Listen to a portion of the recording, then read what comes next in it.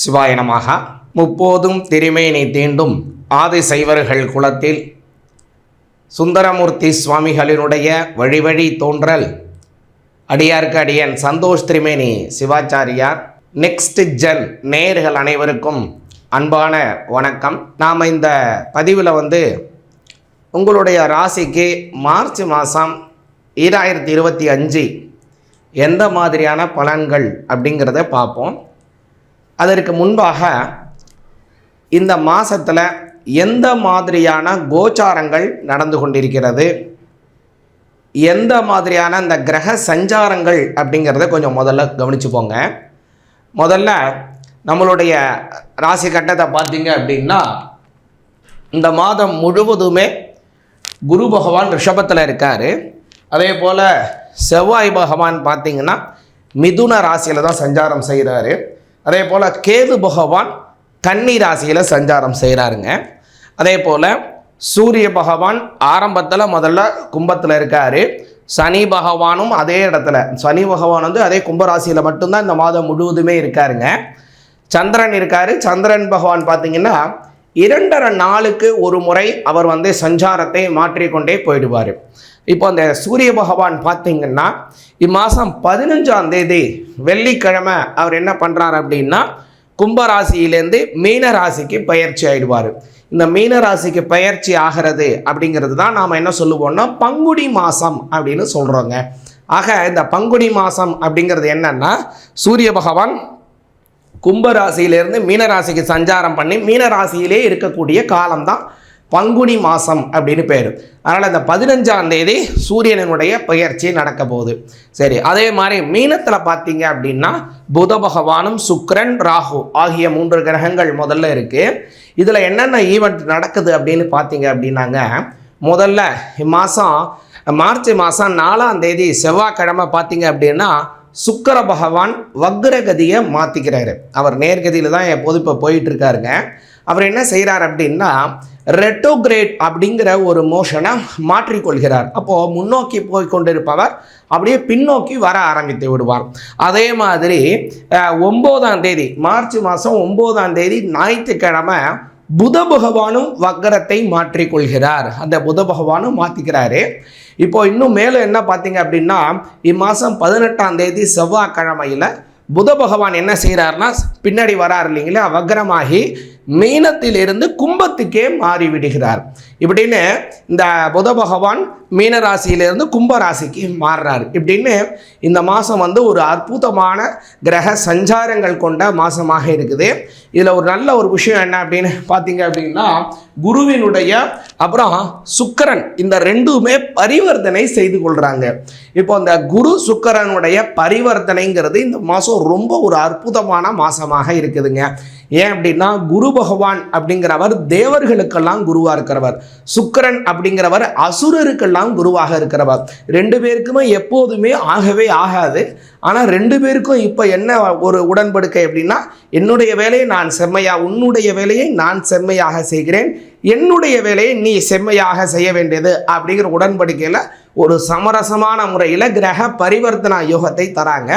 இது எப்படியெல்லாம் உங்களுக்கு இம்பாக்டை கொடுக்குது, இந்த மாதம் உங்களுக்கு என்னென்ன ஏற்றங்கள் தருது, எதெல்லாம் நீங்கள் கவனமாக இருக்கணும், எதை செய்தால் உங்களுக்கு மேலும் நன்மைகள் கிடைக்கும் அப்படிங்கிறத விலாவரியாக பார்ப்போம்.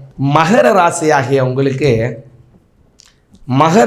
ஆகிய உங்களுக்கு இந்த மார்ச் மாதம் 2025 என்ன பலன் அப்படிங்கிறத கொஞ்சம் விலாவரியாக பார்ப்போங்க. முதல்ல இந்த மாதம் உங்களுக்கு சாதகமான பல விஷயங்கள் இருக்குது. நல்லா பார்த்தீங்க அப்படின்னா 3ஆம் பாவத்தில் இருக்கக்கூடிய புதன் சுக்கிரன் ராகு இந்த 3 கிரகமே உங்களுக்கு ஒரு பெரிய ப்ளஸ்ஸு தான். 2ஆம் பாவத்தில் இருக்கக்கூடிய சனி கெடுதலா அல்லது 2ஆம் பாவத்தில் இருக்கக்கூடிய சூரியன் கெடுதலா இதை பற்றி நம்ம அப்புறம் விசாரம் பண்ணுவோம். அடுத்தது பார்த்தீங்க அப்படின்னா உங்களோட 5ஆம் பாவத்தில் இருக்கக்கூடிய குரு அது உங்களுக்கு ஒரு பெரிய ப்ளஸ்ஸு. அதே போல் 6ஆம் இடத்தில் இருக்கக்கூடிய செவ்வாய் இதில் நீங்கள் கொஞ்சம் கவனமாக இருக்கணும். ஏன்னா 11ஆம் அதிபதி 6ல் இருக்கிறப்ப கொஞ்சம் கவனம் தேவை. அதே மாதிரி மகர ராசிக்கு 9ல் இருக்கக்கூடிய கேது ப்ளஸ்ஸு. இந்த கேதுவுக்கு குருவினுடைய பார்வை வேறு கிடைக்கிது, அமோக ப்ளஸ்ஸுன்னே சொல்லிடலாம். இதை ஒரு நல்லா புரிஞ்சுங்க. சரி, இப்போது இந்த இதில் எதுலெல்லாம் கவனமாக இருக்கணும் அப்படின்னா முதல்ல உங்களுக்கு இந்த சூரியன் சனி இருக்கார் இல்லைங்களா, இங்கே இதில் நீங்கள் கவனமாக இருக்கணுங்க. அதே மாதிரி 6ஆம் பாவத்தில் இருக்கக்கூடிய செவ்வாய், இதுலேயும் நீங்கள் கவனம். சரி, இந்த ப்ளஸ்ஸுனால என்னென்ன பலன்கள்ங்கிறத முதல்ல சொல்லிடுவோம். முதல்ல உங்களோட 3ஆம் பாவத்தில் இருக்கக்கூடிய புதன், இது உங்களுக்கு உங்களுடைய சொந்தக்காரங்களிடம் உங்களுக்குன்னு ஒரு தனி அந்தஸ்தை உருவாக்கும், ஒரு நல்ல கௌரவத்தை ஏற்படுத்தும்.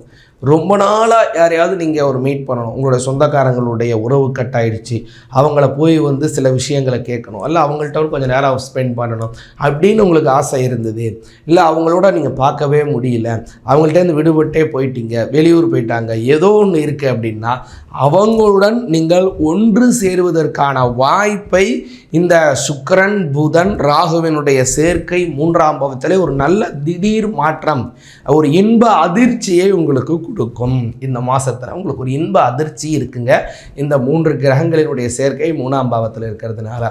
ஏன்னா 3ஆம் பாவத்தில் அந்த புதன்கிறவர் 9ஆம் பாவத்திற்கு உடையவர், அதே மாதிரி 6ஆம் பாவத்துக்கும் அவர் தான் உடையவர். அதே மாதிரி சுக்கிரனை பார்த்தீங்க அப்படின்னா உங்களோட 5ஆம் பாவத்திற்கு உடையவர், அதே மாதிரி உங்களோட 9ஆம் பாவத்திற்கும் அவர் உடையவராக மாறுறாருங்க. அதனால் உங்களுக்கு ஒரு இன்ப அதிர்ச்சியை மகர ராசிக்காரங்களுக்கு 10ஆம் அதிபதி இவங்க எல்லாருமே சேர்றதுனால ஒன்று ஏற்படுது. ஒன்று. அடுத்ததாக பார்க்கும்போது என்ன விஷயம் அப்படின்னாங்க, குரு 5ஆம் பாவத்தில் இருக்கார்.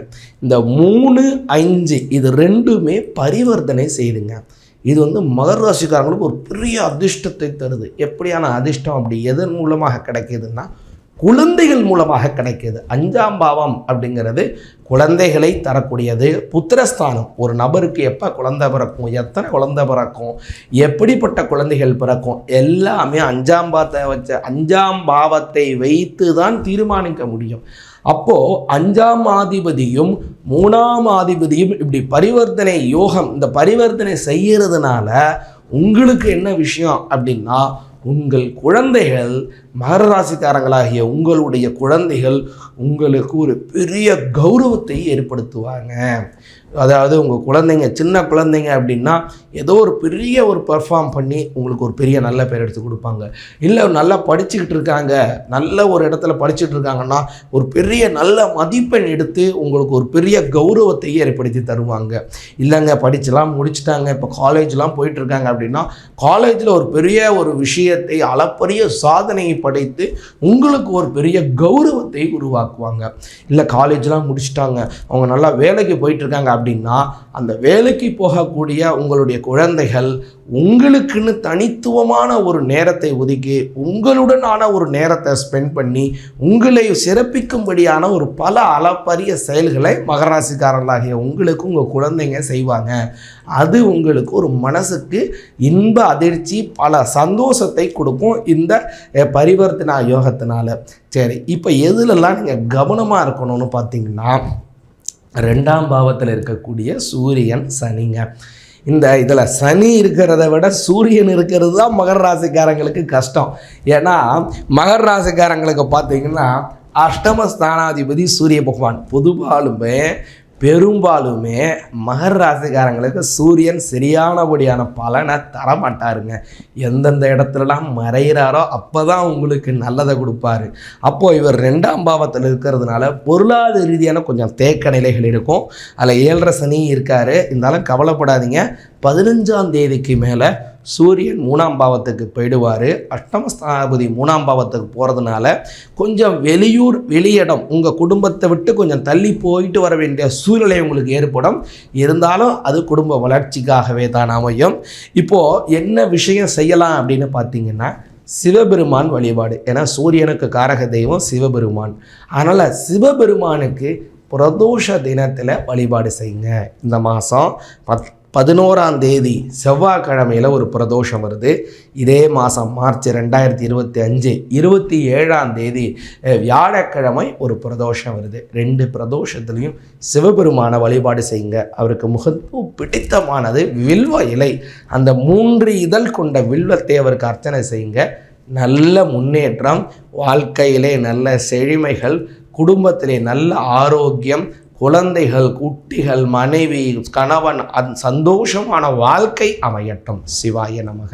இப்போது நெக்ஸ்ட் ஜென் நேர்களுக்காக இப்போது உங்களுடைய ராசி பலனை இப்போ தெளிவாக பார்த்தோங்க. இப்போ நம்ம பார்த்த இந்த ராசி பலன் அப்படிங்கிறது உங்களுக்கு பூர்ணமாக கொடுக்க வேண்டிய ஒரு அமைப்பு உள்ளது. இருந்தாலும் உங்களுடைய ஜாதக ரீதியாக இது உங்களுக்கு சரியாக கிடைக்கல, இது கூட குறைச்சி இருக்குது அப்படின்னா ஏதோ ஒரு கிரகம் உங்களுடைய ஜாதகத்தில் கொஞ்சம் எதிர்வினை ஆற்றி கொண்டு இருக்கு அப்படிங்கிறத புரிஞ்சு கொள்ளுங்க. சரி, அது உங்களுடைய ஜாதகம் சார்ந்த விஷயத்தை அறிந்து கொள்ளணும், உங்களோட தனித்துவமான வளர்ச்சி சார்ந்த விஷயங்களை பேசணும் அப்படின்னா அடியனுடைய அந்த கீழ்காணும் நம்பருக்கு வாட்ஸ்அப் மூலம் தொடர்பு கொள்ளுங்க. சிவாய நமக.